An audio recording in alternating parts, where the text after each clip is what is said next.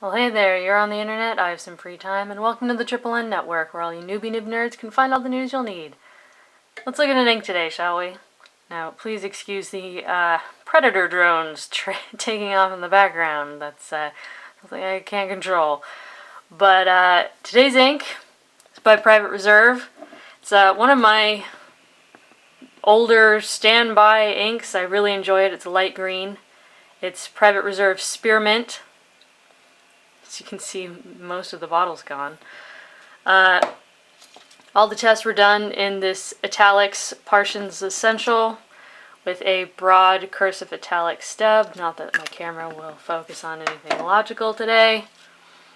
Now, as you may have seen in the past, my camera has some serious trouble figuring out greens, especially light greens, so any appropriate adjustments I'll have to make in post, so just bear with me here.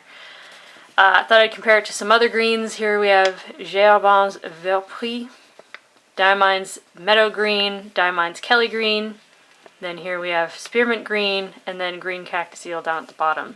As you can see, these two are darker than these, but you can see how well this one shades, and because of how it shades, it gets darker than Green Cactus Eel. So now here is one of the major downfalls of this ink.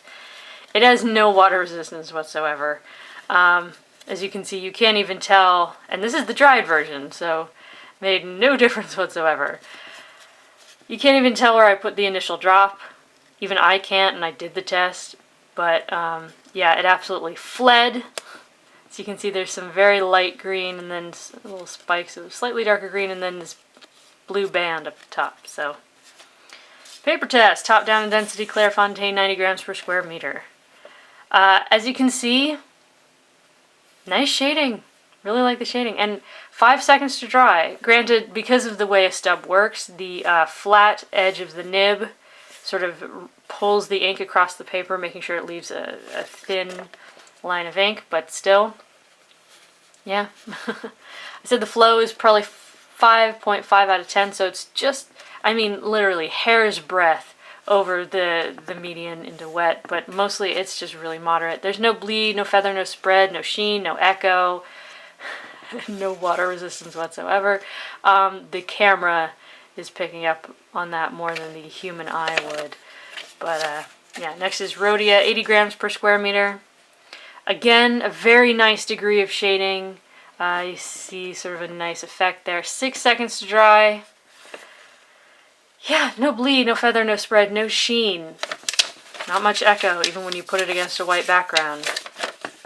Yeah, I really like the color. It's bold, it's bright, it's so undeniably green. But, yeah, no water resistance whatsoever. Again, the human eye would not be able to detect as much as my camera seems to.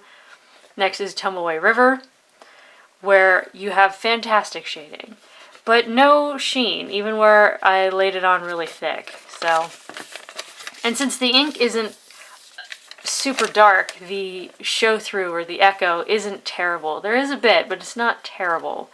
So there's some mild halo effect, which I feel like you can see more clearly in the scrubby, where like sort of around the darkest areas where the most ink is pooled, there's sort of like a dark halo, which I enjoy. And again, absolutely no water resistance. That's gone, and again the camera is picking up on some almost yellowy bits that I would not see. Next is 20-pound copier paper, and this paper is probably some of the worst paper I've ever encountered in my life. So this huge degree of spread, I mean, if you look at how much broader the line got, that's, well, it's awful. 5 seconds to dry, which is also embarrassing. I said there's not a lick of shading left, but as I was rereading those before I started taping this review, I was like, no, that's not fair. There is some shading, but where there is that shading is also where there's, you know, really intense spread, and there's feathering all throughout, so I wouldn't say that it's good shading. But the color is still very bright. Angry cat. Not a great water test. It absolutely exploded. It seriously dyed the page. That would not be easy to recover. And next is Mead Notebook Paper, which This company should be embarrassed because Mead Notebook Paper is outperforming it. Shame. Anyways, 1.5 seconds to dry. You still retain a little bit of shading. And I said impressively little bleed for such a broad italic stub. There is some bleed. There's a little bit here and a little bit there. A little bit, and like the dots of the eyes, but everything else is just intense echo because this paper is so very thin and cheap. But yeah, there's a tiny bit of feathering, tiny bit of spread, but it's really in the wettest part. So the water test was a disaster because this paper does not react well to water.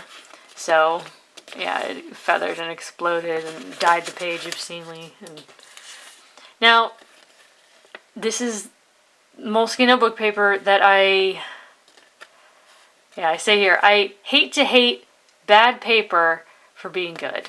Because I know that 8 or even 8.5 times out of 10, Moleskine notebook paper is not going to play well with essentially any. I mean, it's a sweeping generalization, which historians are not supposed to make, but pretty much any fountain pen, ink. So the fact that it behaved well, I know is like cherry picking out of a sample set is not fair. But here there was no bleed, no feather, no spread, no echo, no sheen, but I know that's not the results you should expect. I wish this was how Moleskine paper would act, because I have like 37 Moleskines in a drawer bag there that I don't use because I like my fountain pens. Anyways, for your consideration, Private Reserve Spearmint. It's a wonderful, vibrant green, shades beautifully, so I enjoy it in the stub. There's something about it. It's really appealed to me throughout the years. Generally well behaved, unless you have the world's worst paper.